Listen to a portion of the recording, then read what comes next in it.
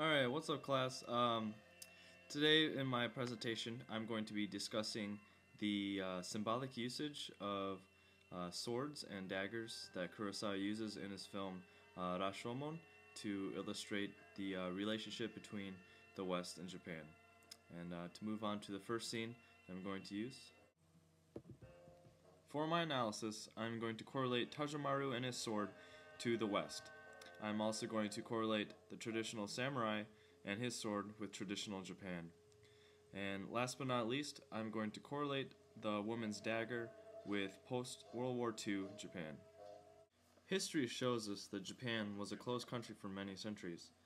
After Matthew Perry opened trade with the Japanese in 1853, the flow of Western knowledge, technology, goods, and weaponry made its way to Japan.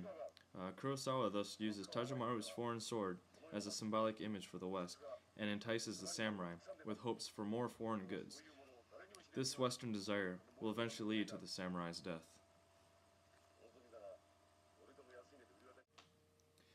This close-up shot of both swords is no accident.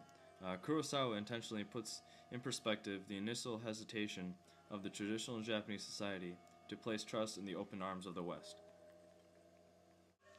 If the woman symbolizes post-World War II Japan, then Kurosawa uses the struggle leading up to her rape as symbolism between the battle between America and Japan during World War II.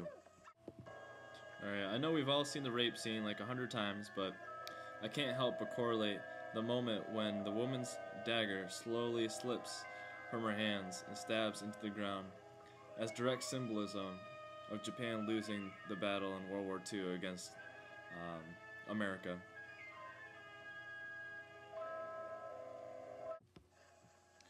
Even after the defeat of Japan, the people of Japan still held many traditional values. With Japan devastated by the war, she looks at Tajamaru and asks for someone to take care of her. Either the West or traditional Japan must continue to look after Japan. And so the battle begins between Tajamaru and the samurai as he extends the sword towards him. Basically, through Tajamaru's confession, Kurosawa gives insight into what he believes the West was thinking during the war. This is the reason why in Tajamaru's confession we see a much stronger, faster, wittier fighter than in the other confessions. Kurosawa provides some of his beliefs into the fight scene as well, by having Tajamaru fight distinctively different. And watch carefully right here as Tajamaru turns around and slowly acts like he's walking away, and then surprise attacks the samurai. And then here, as Tajamaru taunts the samurai with his sheath for his sword, quickly throws it at the man as distraction and then attacks once again. Kurosawa purposely has Tajamaru fight in this manner to reflect his stance on how the West chose to fight. Perhaps Tajamaru's sneaky fighting moves correlates with Kurosawa's beliefs of unfair use of weapons, such as the atomic bomb in Japan.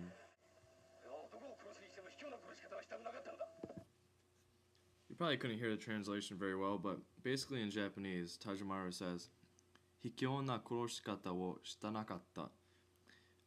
In the English translation, there on the screen it says, I wanted to kill him fairly.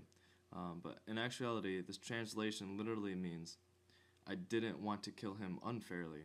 So the translation is different. This translation is visualized much clearer in the film, since Tajamaru used unfair techniques to distract the samurai to win.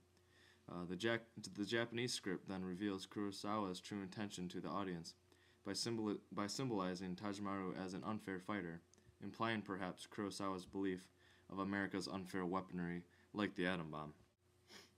In the final confession given by the woodcutter, we get to see Kurosawa's take on his view on how the West killed off traditional Japan. Since the original text written by Akutagawa did not have this confession, Kurosawa intentionally added this portion to give his own voice.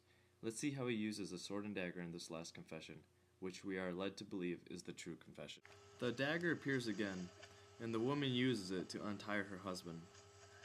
Releasing traditional Japan to face the West, I believe Kurosawa, through this scene, is referring to the struggles with identity both Japan and America faced during Japan's occupation from 1945 to 1951, which is exactly the period in which this film was produced.